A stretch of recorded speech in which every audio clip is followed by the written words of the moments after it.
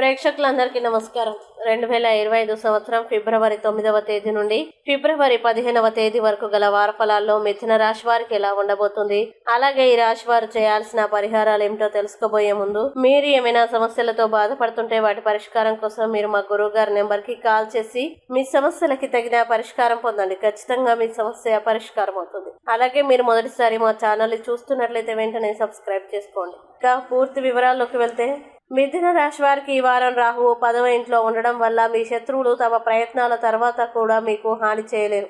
ఈ వారం మీకు మానసికంగా మరియు శారీరకంగా అలసిపోవచ్చు. అటువంటి పరిస్థితుల్లో కొంచెం విశ్రాంతి మరియు పోషకరమైన ఆహారం తీసుకోవడం ద్వారా మీ శక్తి స్థాయిని పెంచండి మరియు మెరుగుపరచండి.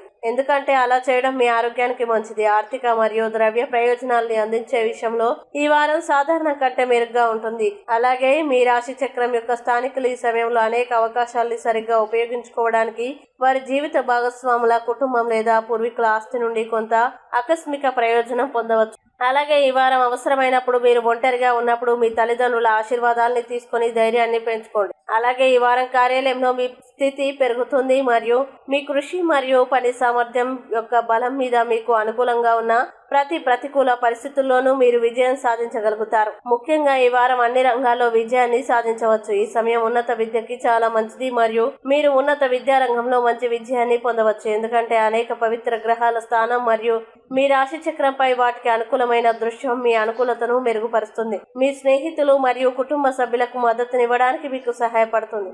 ఇక మిథున రాశి వారు ఈ వారం చేయాల్సిన పరిహారాలను కనుక చూసినట్లయితే, ప్రతిరోజు విష్ణు సహస్రనామం జపించండి. అలాగే ఈ వారం మిథున రాశి వారికి అనుకూల తేదీలు కనుక చూసినట్లయితే వీరికి 9, 13 తేదీలు చాలా మంచి రోజులు. ఈ తేదీలో ఏ పని ప్రారంభించినా సరే మంచిది. ఈ వీడియోని లైక్ చేయండి, షేర్ చేయండి మరియు మీరు ఏమైనా సమస్యలతో బాధపడుతున్నట్లయితే వాటి పరిష్కారం కోసం మీరు మా గురువుగారి నెంబర్కి కాల్ చేసి మీ సమస్యలకి తగిన పరిష్కారం పొందండి. ఖచ్చితంగా మీ సమస్య పరిష్కారం అవుతుంది. ఇంకా మీరు అనుకున్నటువంటి అన్ని పనుల్లో అంతా మంచి జరగాలని కోరుకుంటూ సర్వే జన సుఖినో భవంతు.